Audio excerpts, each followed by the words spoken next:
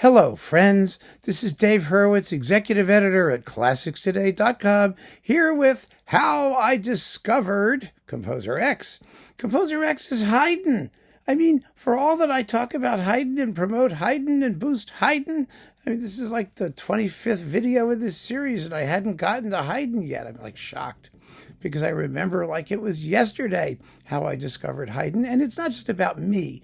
It's also about how you discovered Haydn and these composers, because I want to hear your stories of how you discovered these great composers. They're all so interesting. They really are. And this is one of those series where I think the comments are just as important, if not more so, than the initial video.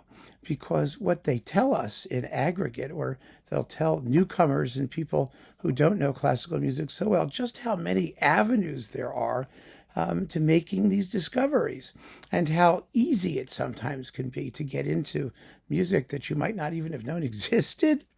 Let me give you the example, my example for Haydn. There are actually three separate components, I think, to this whole thing. My very first encounter with Haydn, I had to be like a toddler.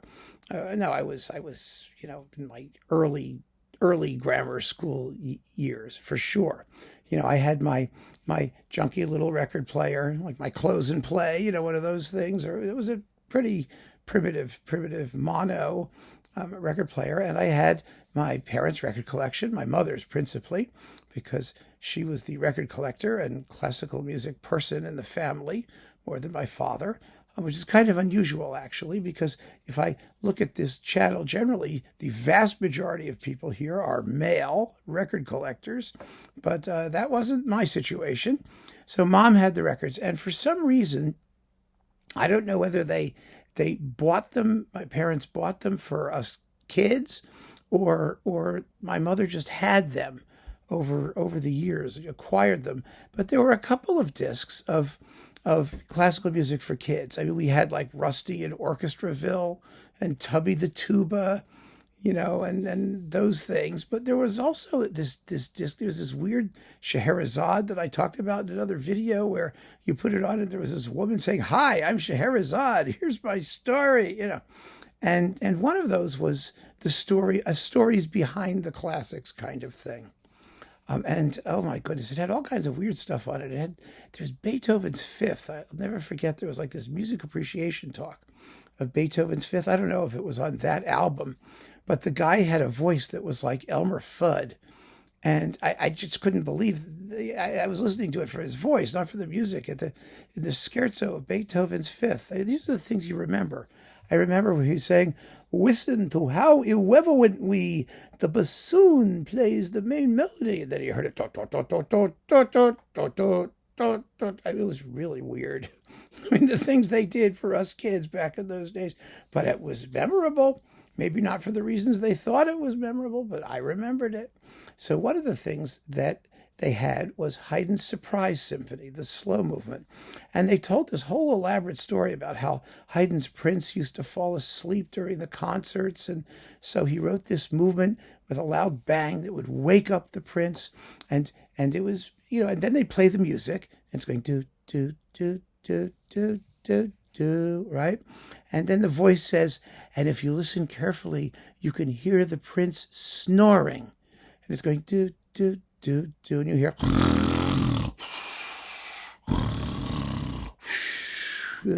bum, bum, bum, bum, bang, and it's like this. They didn't play the whole movement.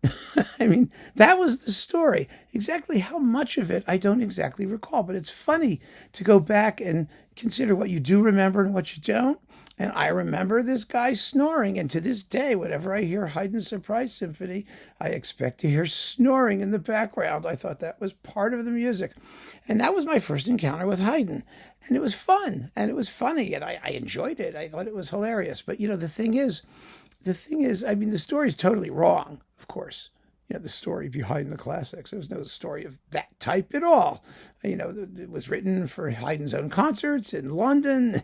It had nothing to do with royalty or snoring princes or anything else. It was just it was a joke, of course, but it was, they had to dumb it down for us kids. Anyway, that was my first encounter with Haydn.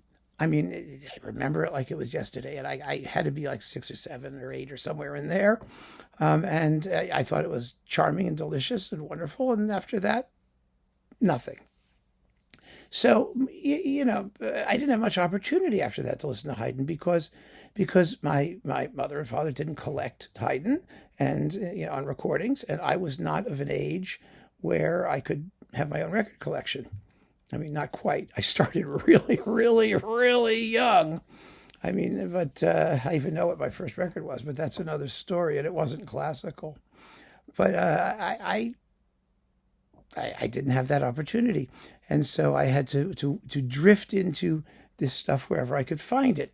So my next encounter with Haydn that I remember quite vividly, where I actually acquired a recording, was the 88th Symphony, played by Fritz Reiner. And it was coupled to Mozart's Jupiter Symphony. It was on an RCA recording. I think it was even then like a budget reissue in those days. But I was, well, I can tell you how old I was because it was 1973, 12, right after my bar mitzvah, but before my brother's. So I had to be 12 or 13. And the reason I know is because my mother's mother, my grandmother, was terribly ill.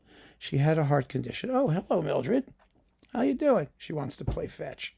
That's what she's going to like nag me now until we do that. Anyway, so my grandmother had a nice little classical record collection, being my mother's mother. Probably where my mother got it from. And she had that Reiner recording. And I knew, I listened to it because, well, I had time on my hands when my grandmother was very ill. She had a heart condition. I just said that, I know. And we had to move her into a house that didn't have stairs. She'd had like rheumatic fever as a child, and she had an enlarged heart, and she was quite weak and couldn't put any strain on her heart. So they had to move into a new house, which was all on one level. And so I was involved with my mother and my uncle and everybody in moving her. And one of the things we moved was their record collection. So I was going through it. She had the Reiner Respighi Pines of Rome because she'd gone to Rome. So she got the Pines of Rome and a bunch of other things like that. And one of the records was this Mozart Jupiter and Haydn 88. And the Jupiter Symphony, I played it. It made no impression on me at all at the time. I remember finding it rather dull, actually. But the Haydn, oh my! Wasn't that something else entirely? I listened to it and went, oh, this is great. And the reason I think I responded to it was because it had this sort of rustic quality. And I've talked about this passage particularly, the trio of the minuet, which has bagpipe drones. I always loved bagpipes. I had a set of bagpipes when I was a little kid, a set of toy bagpipes that I used to tootle around. It sat in my closet, got tangled up with this marionette puppet thing that I also had sitting in my closet. Anyway, I heard that da da dum ba da da da da ya da da da da da da da dum ya da da da da da da da da da da da da da da da, you know that thing, with like the drone bass underneath it, and I just said to myself, oh my, it's bagpipes, it's outdoors, it's in the country. I mean, it created this vivid imagery immediately in my mind, and I just fell in love with the thing, the whole symphony, because the tunes were so catchy too also. Da da da da ba da da da ba ba ba ba ba ba da da da da ba ba ba ba ba da da da ba ba ba, just this amazingly easy, delightful thematic material. The first movement, da da da da da da da da da da da da ba ba da da da da da da da ba ba ba ba da ba da. It was like I was being spoon-fed the mystery of great music. I mean, Haydn is like that. And you could tell, I mean, the piece had this amazing unity. I could tell that the first movement and the last movement were related somehow, although I wasn't quite sure how, but I knew that they were.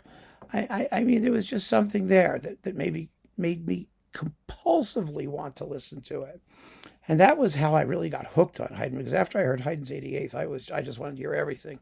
And I looked at it, of course, and it was like number 88. And I was like, holy crap, you mean there's another 87 before that? And God knows how many came after. I was amazed. I was amazed that anybody could write 88 of something, whatever it was. And the music itself was just that had me totally hooked. And then after that, I think the next big Haydn encounter I had was the Creation. And I saw the Creation in a not ideal circumstance, actually. Well, it was a community sort of thing. I used to go to New York. I had a cousin, my cousin Thelma, who's still around. She's 99.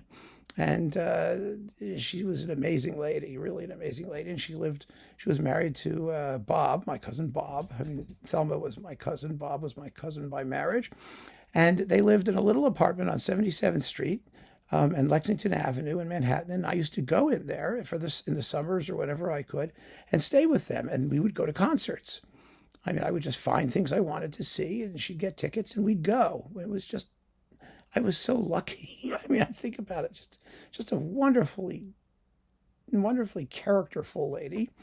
So one of the things that we had the opportunity to see, in addition to going to the Met and the New York Philharmonic and all this stuff, we looked at the newspaper, there was a free concert at St. Bartholomew's Episcopalian Church. It's on Park Avenue and 46th Street in that area. Beautiful church.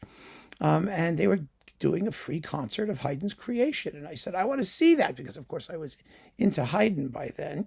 And I was about, 12 or 13. And it was after my encounter with the 88th that just, dazzled me. So we went, and it was a performance that did not have an orchestra. The whole thing was played on the organ. And, which is, Haydn's orchestration in that piece is just so glorious. You just can't imagine you could do it without orchestra. But they did. It was for the choir. It was a church choir concert. You made a donation, whatever.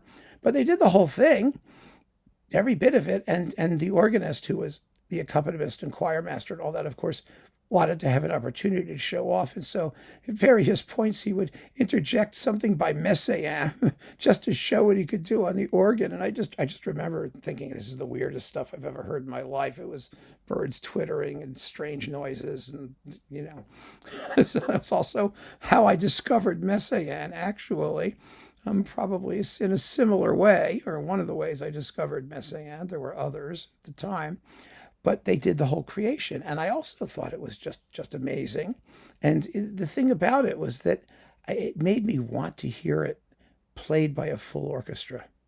It really did. And I remember running out and grabbing Bernstein's recording of the Creation, because that was the only one I could find at the time, and wanting to hear it, and hearing it for the first time played as Haydn actually wrote it, with the full orchestral forces. And oh God, that was wonderful. I mean, again, it was a function of both the melodies, but also the colors, the orchestration. I mean, we don't talk about classical works in terms of orchestration very often. We talk about form and balance and things and whatnot, but and tunes, of course. But Haydn was such a master of orchestral color, of orchestration. And when you look at the words and you hear the setting in the way that he captures it all in instrumental form, it's just astonishing, absolutely amazing. And those were, pardon me, my first encounters with Haydn, and they've stuck with me ever since.